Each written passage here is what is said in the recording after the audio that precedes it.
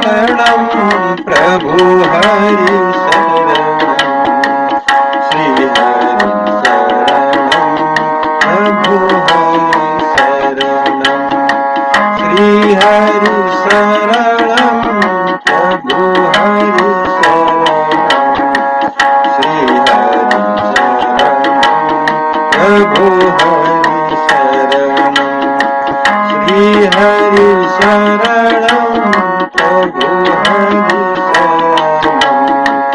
श्री हरि शरणं प्रभु हरि शरणं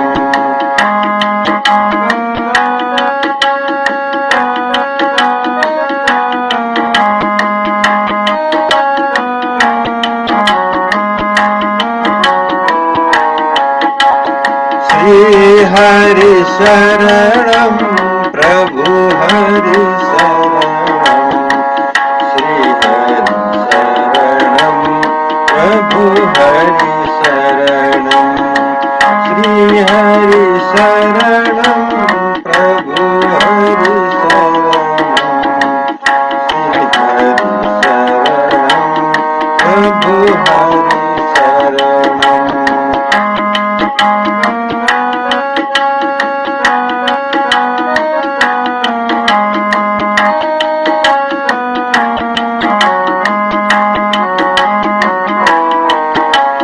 श्री हरि शरणं प्रभु हरि शरणं प्रभु हरि शरणं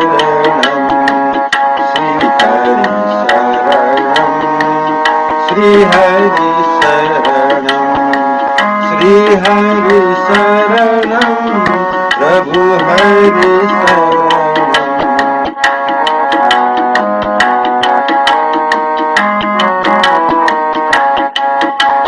श्री कृष्ण गोविंद हरे मुरारी हे नाथ नारायण वसुदेव श्री कृष्ण गोविंद हरे मुरारी हे नाथ नारायण वसुदेव। जय श्री कृष्ण, जय श्री हरि। आज म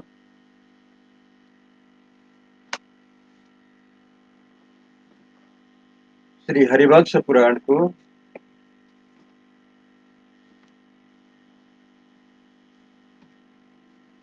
24वां अध्याय प्रारंभ करने जा रहा हूं। इसमें आज हम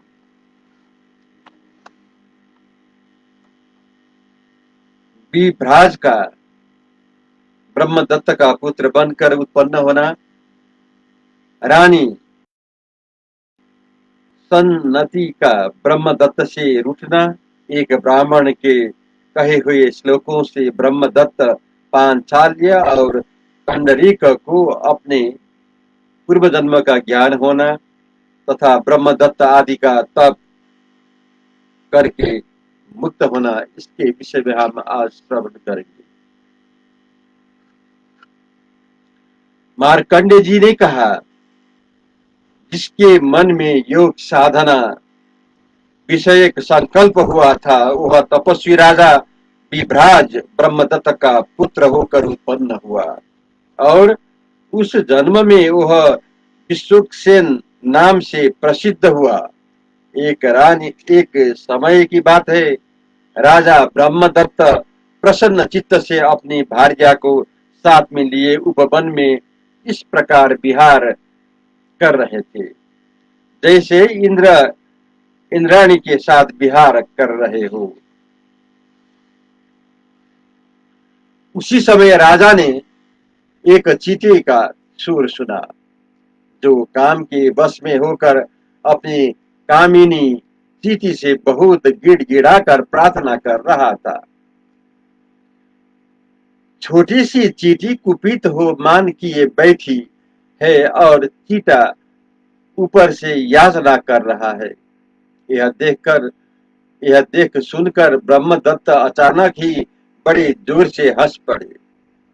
उस समय सुंदरी रानी सनती लज्जित सी हो गई और दिन होकर बहुत दिनों तक उसने खाना पीना तक छोड़ दिया। जब पतिदेव उसे मनाने लगे तब पवित्र मुस्कान वाली सनती ने उनसे कहा, राजन, आपने मेरी हंसी उड़ाई है, अतः मैं जीवित रहना नहीं चाहती। तब राजा ने हंसने का कारण बताया, परंतु सनती ने उस बात पर विश्वास नहीं किया और कोप में भरकर कहा, मनुष्यों में ऐसी शक्ति, सब प्राणियों की बोली को समझने की शक्ति नहीं हो सकती। राजन, देवताओं की कृपा पूर्व जन्म में किए हुए तप अथवा विद्या योग शक्ति के बिना ऐसा कौन मनुष्य है जो चीते की बोली को समझ सके। यदि आप में सब प्राणियों की भाषा को समझने की शक्ति है तो मैं जिस प्रकार इस बात को समझ सकूं उस प्रकार मुझे विश्वास दिलाइए।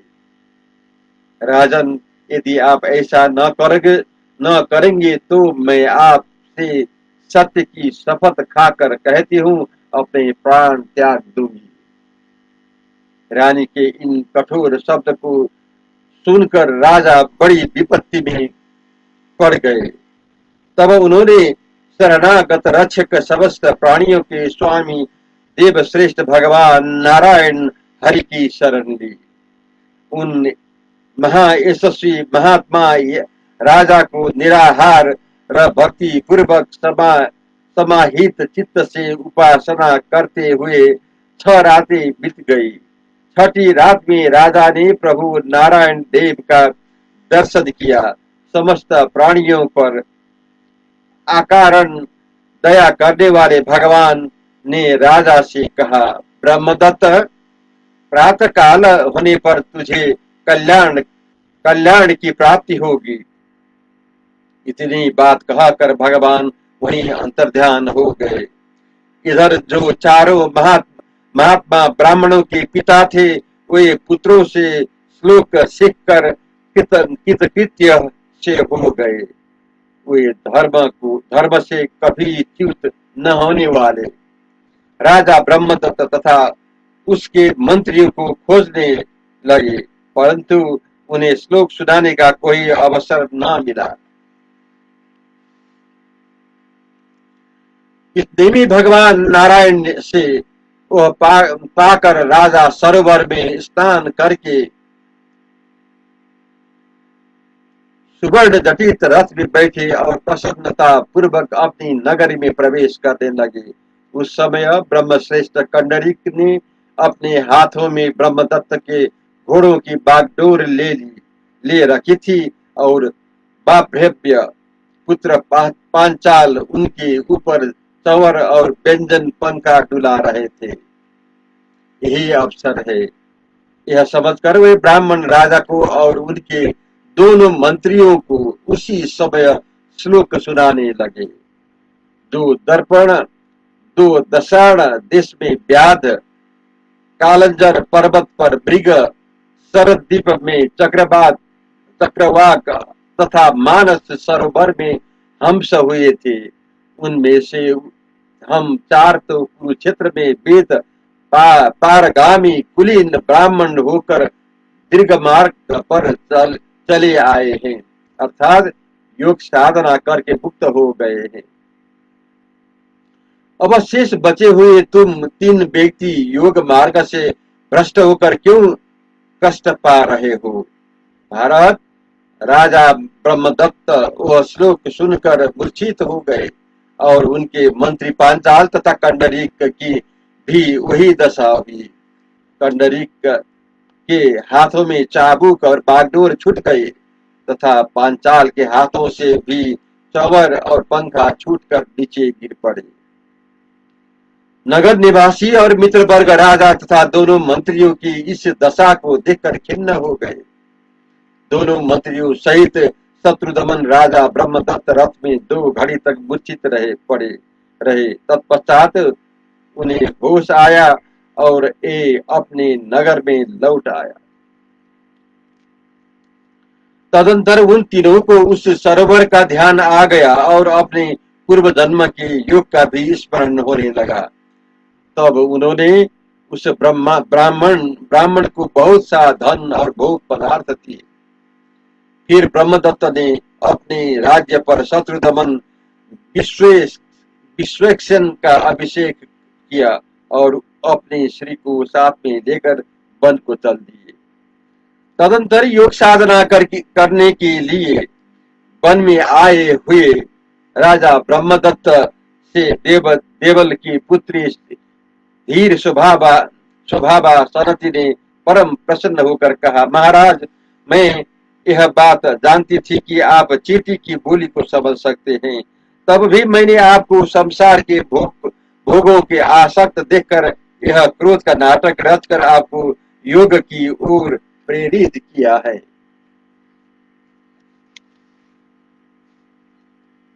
हम परम उत्तम अभिष्ट गति को प्राप्त करेंगे। इसी उद्देश्य से मैंने आपको भूले हुए योग का स्मरण दिलाया है। तब अपनी पत्नी की यह बात सुनकर राजा बड़े प्रसन्न हुए और योग साधन करके उन्होंने उसके बल से ही परम दुर्लभ गति पाई। धर्मात्मा कंडरीक भी परम श्रेष्ठ सांख्य योग का ज्ञान पाकर योग का आश्रय ले उसके साधन से शुद्ध एवं सिद्ध मुक्त हो गए। महातपस्वी पांचाल ने भी वैदिकों में प्रसिद्ध क्रम पाठ की विधि एवं विशुद्ध शिक्षा नामक वेदांग अथवा योग विषयक शिक्षा की रचना करके योगाचार्य की गति तथा उत्तम या यश प्राप्त किया। मार्कंडेय जी कहते हैं, अच्युत भीष्म प्राचीन काल में घटित हुआ यह श्राद्ध महात्म्य सूचक वृत्तांत मैंने प्रत्यक्ष देखा है। तुम भी इसे धारण करो तो तुम्हारा कल्याण होगा। जो दूसरे सज्जन भी उन बाघ दुष्ट आदि के उत्तम चरित्र को सुनेंगे वे भी कभी तिर्यक योनि में उत्पन्न न होंगे। भारत महात्माओं की सदगति देने वाले इस महत्मय उपाख्यान को सुनने से हृदय में योग धर्म पूर्ण रूप से प्रकाशित होने लगता है। हृदय में उस योग धर्म को धारण करने से ही मनुष्य कभी शांति लाभ करता है। फिर उसे पृथ्वी में दुर्लभ योगियों की शुद्ध गति प्राप्त होती है। वैशंपायन जी कहते हैं, प्राचीन काल में बुद्धिमान मार्कंडेय जी ने श्राद्ध के फल को लक्ष्य में रखकर सोम चंद्रमा का आप्यायन पोषण करने के लिए यह ऐसी कथा कही थी। भगवान सोम ही लोगों को परम तृप्ति देने वाले हैं। अब वृष्णि वंश के प्रसंग में तुम चंद्र वंश का वर्णन सुनो।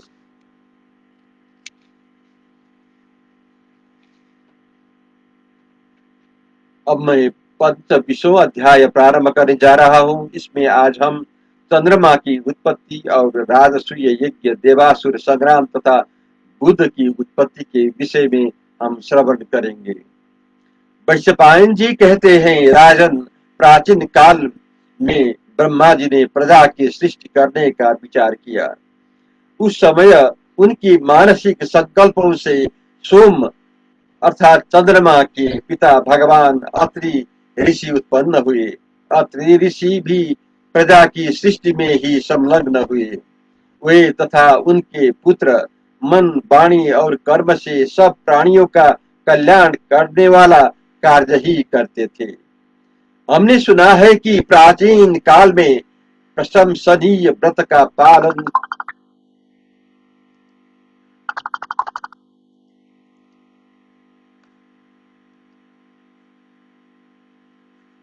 प्रशंसीय व्रत का पालन करते अत्रि ऋषि भी प्रजा की सृष्टि में ही संलग्न हुए। वे तथा उनके पुत्र मन, वाणी और कर्म से सब प्राणियों का कल्याण करने वाले कार्य ही करते थे। हमने सुना है कि प्राचीन काल में प्रशंसनीय बात का पालन करने वाले महा तेजस्वी धर्मात्मा अत्रि ऋषि ने 3000 दिव्य वस्त्रों तक अपनी भुजाएं ऊपर उठाकर काष्ठ दीवार और पत्थर के समान निश्चल रहकर किसी प्राणी को तनिक भी कष्ट पहुंचाए बिना ही अनुत्तर नामक महान तप किया था। भारत अत्रि ऋषि महान सत्वगुण से संपन्न थे। वे एक पटक देखते हुए ऊर्ध्व रेता ब्रह्मचारी रहकर सोम की भावना से खड़े खड़े तपस्या करते थे। अतः उनका शरीर सोम रूप में परिणत हो गया। शुद्ध अंतकरण वाले मुनि के नेत्रों से वह सोम रूप तेज जल रूप में बह निकला और दसों दिशाओं को प्रकाशित करता हुआ आकाश में चढ़ने लगा। तब प्रसन्नता में भरी हुई 10 दिशा रूपी देवियों ने सम्मिलित हो उस तेज को अपने गर्भ में विधि पूर्वक धारण किया, परंतु वे उस तेज को धारण करने में समर्थ न हो सकी। तब औषध आदि के द्वारा सब लोगों को पुष्ट करने वाला शीतल किरणों से सुशोभित वह प्रकाशमान गर्भ लोगों को समान प्रकाशित करता हुआ दिग्देवियों के उदर से सहसा गिर पड़ा। जब दिशाएं उस गर्भ के तेज को न रोक सकी तो वह गर्भ उनके साथ ही पृथ्वी पर गिरा। सोम को गिरा हुआ देख लोक पितामह ब्रह्मा जी ने संसार का हित करने की भावना से उसे रथ पर रख लिया। तात तात हमने सुना है कि वह रथ वेदमय धर्म स्वरूप सत्य से नियंत्रित था। उसमें 1000 श्वेत घोड़े जोते हुए थे। अत्रि पुत्र भगवान सोम के गिरने पर ब्रह्मा जी के सुप्रसिद्ध 7 मानस पुत्र उनकी स्तुति करने लगे। अंगिरा गोत्री भृगु ऋषि और उनके पुत्र ऋग्वेद यजुर्वेद सामवेद और अथर्ववेद की अनेक स्तुतियों से सोम की स्तुति करने लगे। अंशुरम सुस्ते देव सोमाप्यायताम इत्यादि मंत्रों के द्वारा स्तुति करने पर पुष्ट हुआ प्रकाशमान सोम का तेज, सोम अर्थात चंद्रमा तेज तीनों लोगों को सर्वथा प्रकाशित करने लगा। तब उन परम यशस्वी ब्रह्मा जी ने उस सोमवान श्रेष्ठ रथ में बैठकर समुद्र तक की पृथ्वी की 21 बार प्रदक्षिणा की। उस समय रथ के वेग से छलकर सोम का जो तेज पृथ्वी पर टपकने लगा, उस तेज से प्रकाशपूर्ण औषधियां उत्पन्न हुई। उन औषधियों से भूलोक भुवरलोक और स्वर्गलोक इन तीनों लोक का और जरायुज अंडज स्वेदज तथा उद्दीप्त इन 4 प्रकार की प्रजाओं का पालन होता रहता है। राजन, इस प्रकार भगवान सोम संपूर्ण जगत का पोषण करते हैं। महाभाग उन स्तुति रूप कर्मों से तेजस्वी होकर भगवान सोम ने 1000 पद्म वर्षों तक तप किया।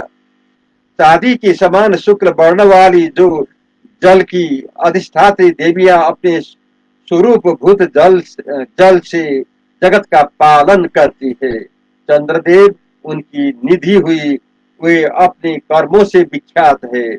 जन्मेजय तदंतर ब्रह्मवेत्ताओं में से श्रेष्ठ ब्रह्मा जी ने चंद्रमा को बीज औषधि ब्राह्मण और जल का राजा बना दिया।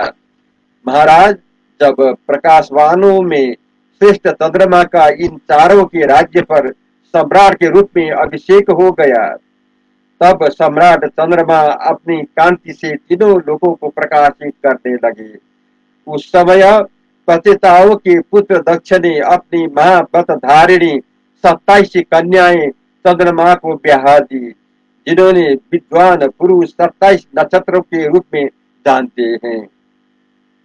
इस बड़े भारी राज्य को पाकर पितृदेवताओं में से श्रेष्ठ सोम ने राजसूय यज्ञ का अनुष्ठान किया, जिसने उन्होंने 1 लाख गौएं दक्षिणा में दे दी थी।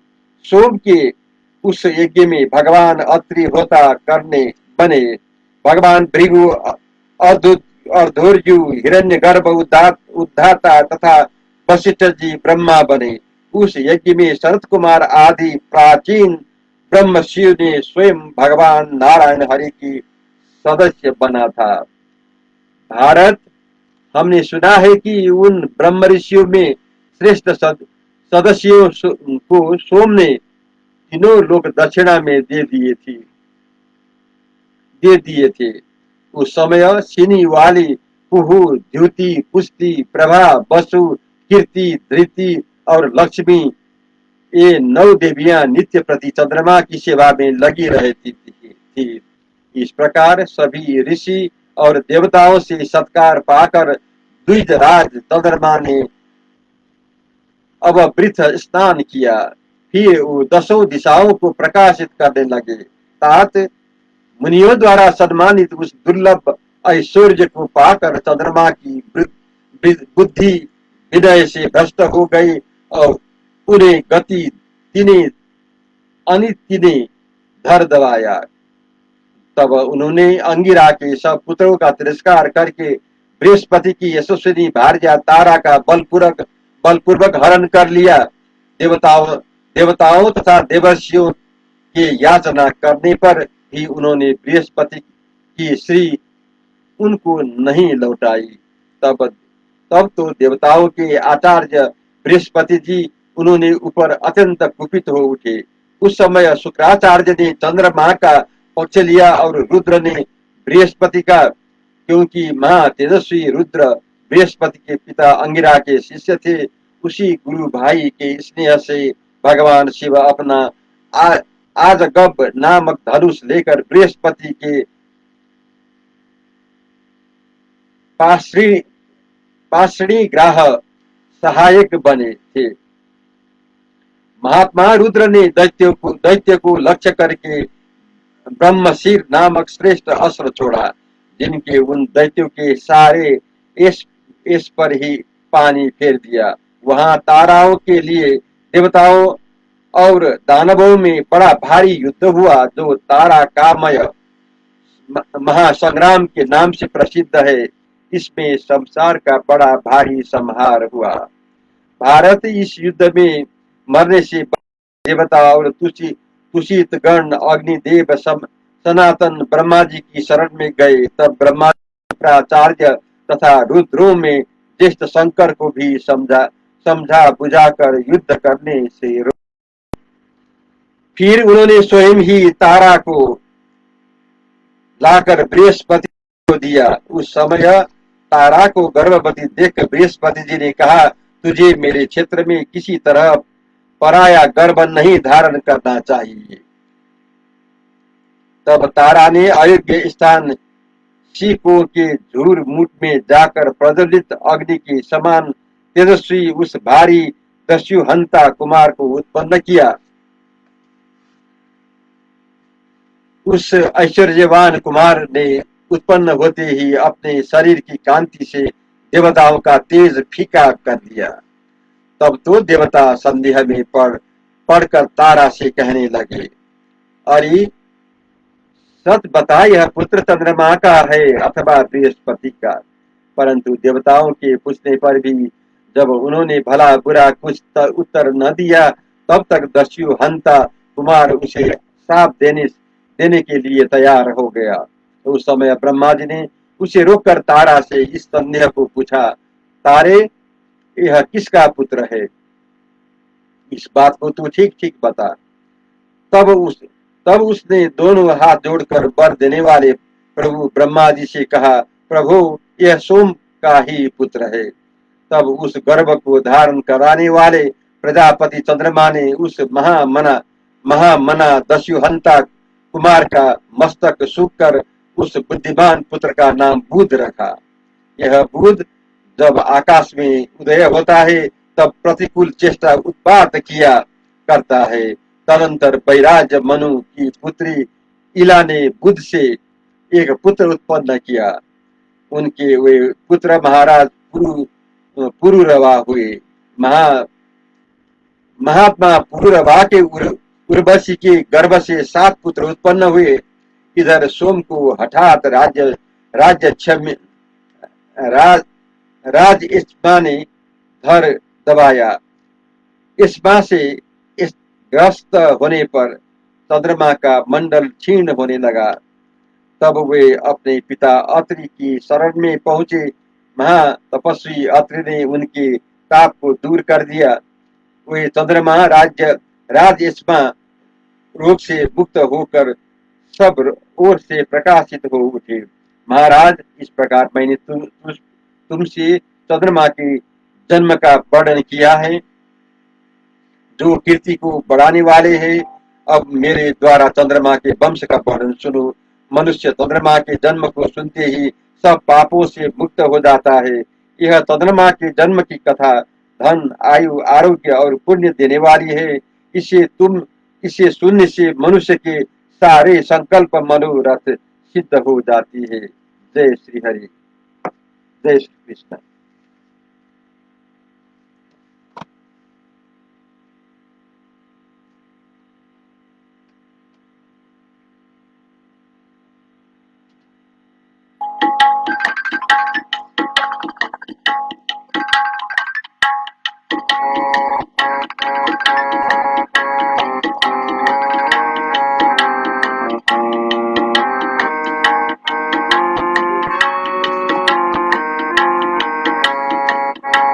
श्री कृष्ण गोविंद हरे मुरारे, हे नाथ नारायण वसुदेव।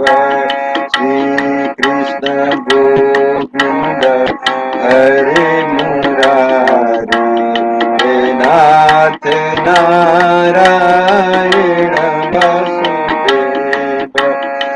श्री हरि शरणं, श्री हरि शरणं, श्री हरि शरणं, प्रभु हरि शरणं। श्री हरि शरणं, प्रभु हरि शरणं, श्री हरि शरणं, श्री हरि शरणं।